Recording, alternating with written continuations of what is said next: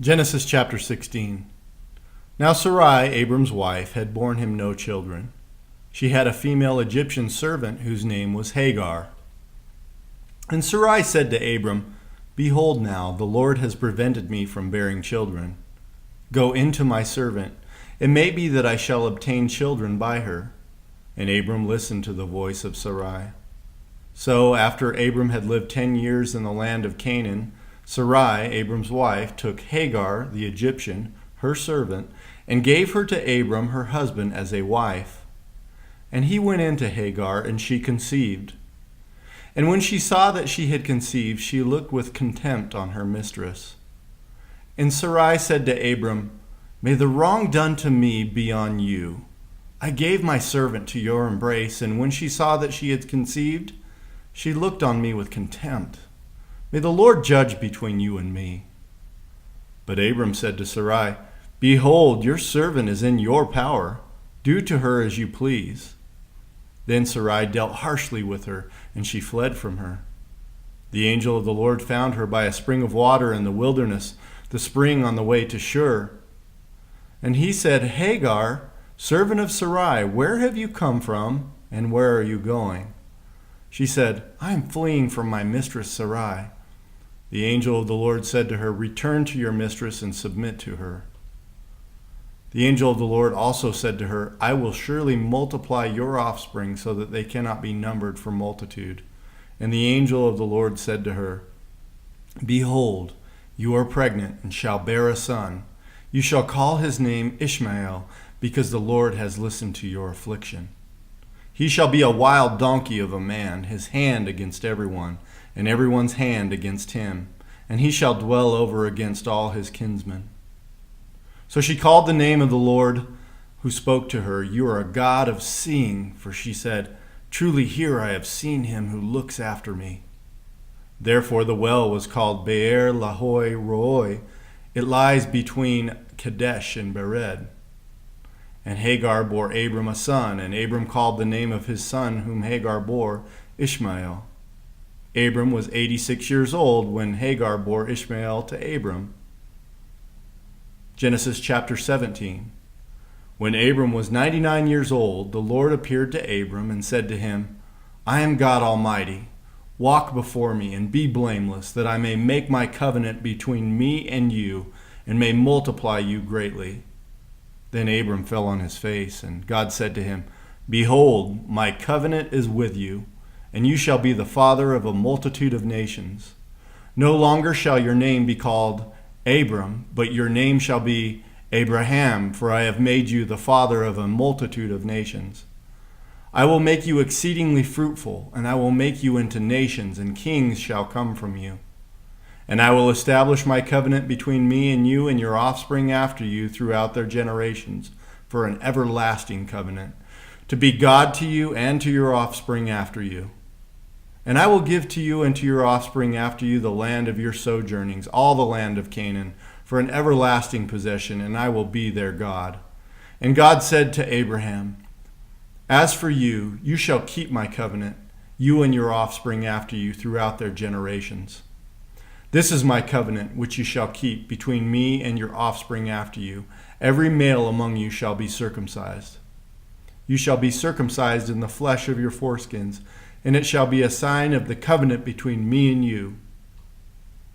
He who is 8 days old among you shall be circumcised. Every male throughout your generations, whether born in your house or bought with your money from any foreigner who is not of your offspring, both he who is born in your house and he who is bought with your money shall surely be circumcised. So shall my covenant be in your flesh, an everlasting covenant. Any uncircumcised male who is not circumcised in the flesh of his foreskin shall be cut off from his people. He has broken my covenant.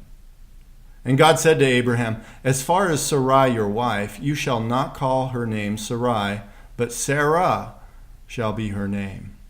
I will bless her, and moreover, I will give you a son by her. I will bless her, and she shall become nations. Kings of peoples shall come from her.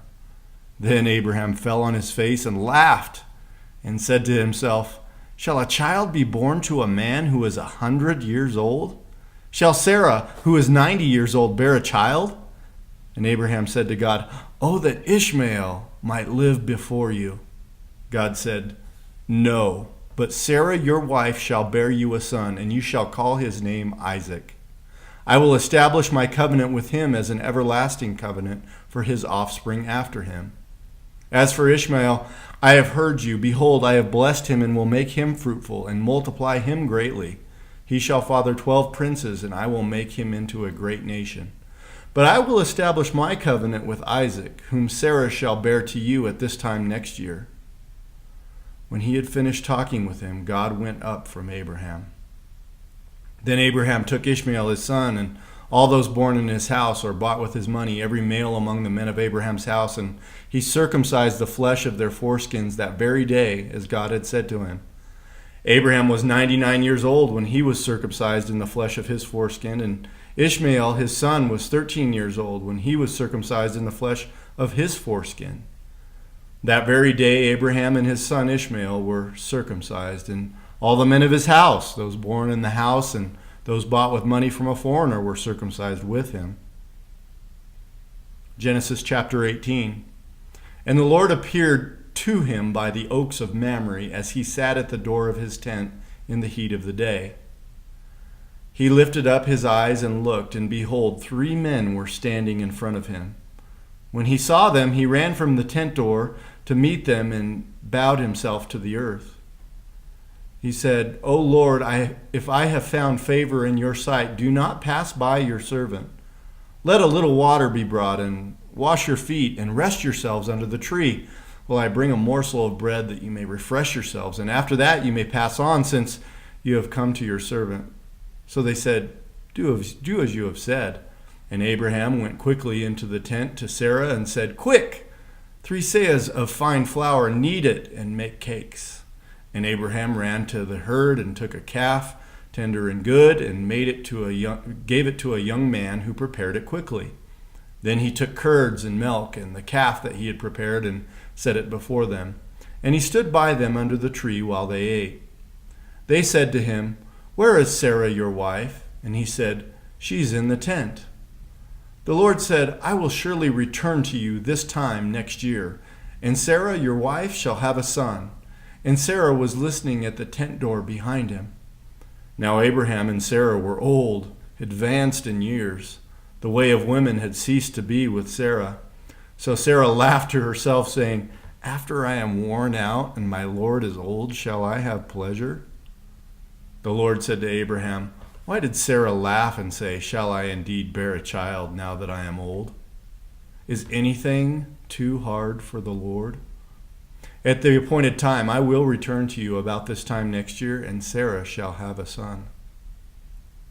But Sarah denied it, saying, "I did not laugh," for she was afraid. He said, "No, but you did laugh."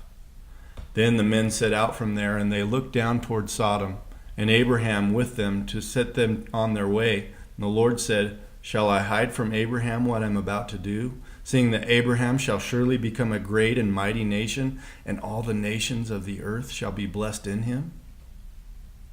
For I have chosen him, that he may command his children and his household after him to keep the way of the Lord by doing righteousness and justice, so that the Lord may bring to Abraham what he has promised him." Then the Lord said, "Because the outcry against Sodom and Gomorrah is great, and their sin is very grave, I will go down to see whether they have done altogether according to the outcry that has come to me. And if not, I will know." So the men turned from there and went toward Sodom, but Abraham still stood before the Lord. Then Abraham drew near and said, "Will you indeed sweep away the righteous with the wicked? Suppose there are 50 righteous within the city. Will you then sweep away the place and not spare it for the 50 righteous who are in it? Far be it from you to do such a thing, to put the righteous to death with the wicked, so that the righteous fare as the wicked. Far be that from you. Shall not the judge of all the earth do what is just?" And the Lord said, "If I find at Sodom 50 righteous in the city, I will spare the whole place for their sake." Abraham answered and said, "Behold, I have undertaken to speak to the Lord, I who am but dust and ashes. Suppose 5 of the 50 righteous are lacking, will you destroy the whole city for lack of 5? And he said, "I will not destroy it, if I find 45 there." Again he spoke to him and said, "Suppose 40 are found there." He answered, "For the sake of 40 I will not do it." Then he said, "Oh, let not the Lord be angry, and I will speak. Suppose 30 are found there." He answered, "I will not do it, if I find 30 there." He said, "Behold, I have undertaken to speak to the Lord. Suppose 20 are found there." He answered, "For the sake of 20 I will not destroy it."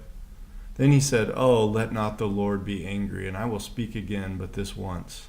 Suppose 10 are found there." He answered, "For the sake of 10 I will not destroy it." And the Lord went on his way when he had finished speaking to Abraham, and Abraham returned to his place. Psalm 5, to the choir master for the flutes, a psalm of David. Give ear to my words, O Lord. Consider my groaning. Give attention to the sound of my cry, my King and my God, for to you do I pray.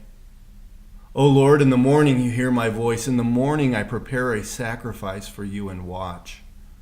For you are not a God who delights in wickedness. Evil may not dwell with you. The boastful shall not stand before your eyes. You hate all evildoers. You destroy those who speak lies. The Lord abhors the bloodthirsty and deceitful man. But I, through the abundance of your steadfast love, will enter your house. I will bow down toward your holy temple in the fear of you. Lead me, O Lord, in your righteousness because of my enemies. Make your way straight before me. For there is no truth in their mouth. Their inmost self is destruction. Their throat is an open grave. They flatter with their tongue. Make them bear their guilt, O God. Let them fall by their own counsels. Because of the abundance of their transgressions, cast them out, for they have rebelled against you. But let all who take refuge in you rejoice. Let them ever sing for joy, and spread your protection over them, that those who love your name may exult in you. For you bless the righteous, O Lord. You cover him with favor as with a shield.